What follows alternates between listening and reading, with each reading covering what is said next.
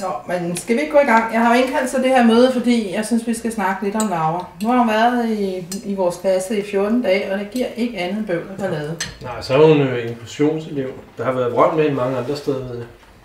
Altså, hvilke problemer snakker vi så reelt om? Så hun mobber de andre, og nu har hun også fået sene med. Og hun har et forfærdeligt sprog. Altså, jeg kender faktisk Lauras mor. Min mand arbejder sammen med hende. Og hun er faktisk ikke noget særligt behageligt menneske. Det er jeg ked af at sige. Nå, men prøv her. Skal vi ikke prøve at se, om vi kan blive enige om en beslutning, og så komme videre? Ja, jeg synes, vi må ud af klassen. Så må vi gå til skole. Ej. Altså, jeg synes, vi skal have fat i klasselærer Jette og fortælle hende, at vi har siddet her, og vi er blevet enige om, at der må gøres noget, og så må det være hende, der tager den videre derfra.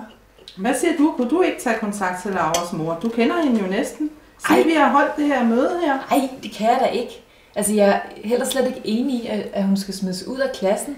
Stakkels pige. Hun må have noget hjælp. Hun må til en psykolog eller noget. Hun må have noget hjælp.